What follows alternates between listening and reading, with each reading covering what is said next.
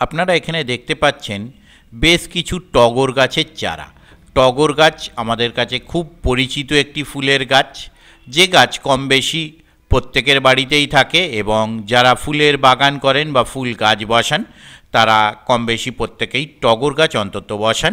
টগরের অনেক রকম ভ্যারাইটি আছে, তার মধ্যে আমি এখানে একটি মিনি টগর নিয়েছি, অনেকে এটি চায়না টগর বলেও জানে। এই টগর গাছের ডাল থেকে কিভাবে আমি টগরের চারা তৈরি করব। আমি যেভাবে দেখাচ্ছি দেখুন, টগরের ডাল নিয়ে কম বেশি 4.5-5 ইঞ্চি বা 4 থেকে 5 ইঞ্চি মাপের একটি ডাল কেটে নেব।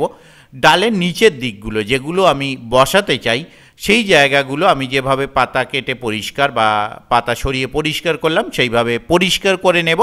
পরিষ্কার করে নেওয়ার পর আমি যেখানে চারাগুলো বসাতে চাই বা চারা যেখানে তৈরি করতে চাই ডাল বসিয়ে সেই পাত্রে আমি সাধারণ বালি নেব, তার কারণ বালিতে গাছ বসানো বা চারা তৈরি খুব ভালো হয়। শুধুমাত্র বালি, আর কিছু নেওয়ার দরকার নেই। আমি যেটা করেছি শুধুমাত্র বালির মধ্যেই করেছি, যেটা বাড়ি তৈরির জন্য আমরা যে বালি ইউজ করি সেই বালি আমরা নেব।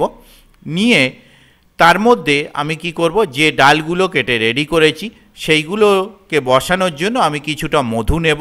আমি ঠিক যেভাবে দেখাচ্ছি মধুর মধ্যে এইভাবে ডালের গোড়াগুলো ডুবিয়ে দেব বা ডালের গোড়ায় ভালো করে মাখিয়ে দেব। যে কোনো মধু যেগুলো বাজারে কিনতে পাওয়া যায় সেই মধু নিলেই হবে। আর মধুটা অনেকে আপনাদের চিন্তায় আসতে পারে বা প্রশ্ন আসতে পারে মাথায় যে মধুটা কেন করব লাগাবো গোড়ায়। মধুটা আমাদের রুট ইনসার্টের জন্য কাজে লাগবে। মানে আমরা যেটা অনেকে দোকান থেকে কিনে আনি রুট ইনসার্ট করা, রুট ইনসার্টের হরমোন কেনা হয়, তো সেটা না করে আপনি মধুও ব্যবহার করতে পারেন, যেটা রুট ইনসার্টে খুব কাজে লাগবে। এবার এইগুলো পরপর বসিয়ে দেওয়ার পর আমি কি করব, এখানে বেশি পরিমাণ জল দিয়ে পুরো বালিটা ভিজিয়ে দেব।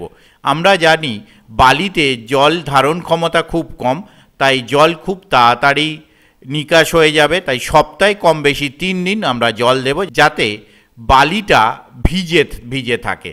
আর সম্পূর্ণ টবটা রোদ্দুর পড়ছে না এরকম একটা ছাওয়া বাসার সাথে জায়গার মধ্যে রাখবো। কম বেশি আমরা 25 থেকে 30 দিনের মাথায় দেখব শিকড় কেমন কি গজিয়েছে বা চারাগুলো কেমন কি হয়েছে। সেটা দেখার জন্য আমি একটি চারা তুলে আপনাদের দেখাচ্ছি। দেখতে পাচ্ছেন কত সুন্দর শিকড় গজিয়ে গেছে। অতএব আপনার চারা রেডি হয়ে গেছে। বাকিগুলো আমি এক এক করে তুলে ফেলছি। তুলে দেখতে পাচ্ছেন সবগুলো নিয়ে চলে এসেছি, কত সুন্দর চারা রেডি হয়ে গেছে। অতএব আপনারা এইভাবে বাড়িতে টগরের চারা তৈরি করতে পারবেন টগরের ডাল থেকে, এবং এই চারাগুলো আপনারা তৈরি করে বাগানে বসালে এখান থেকে 1.5 থেকে 2 মাস পরেই বা ম্যাক্সিমাম 2 মাস, তার বেশি যায় না, নর্মালি 1.5 মাসের মধ্যেই এই চারা গাছগুলো ফুল দিতে শুরু করে। তো বাইরে আপনারা নার্সারি থেকে টাকা দিয়ে না কিনে অনেকের বাড়িতেই মাদার গাছ রয়ে যায় সারা বছরের জন্য, সেই গাছের ডাল থেকে আপনারা চারা তৈরি করে নিলেই হবে। পরের ভিডিওয়ে আমি নতুন তথ্য নিয়ে হাজির হব। ধন্যবাদ।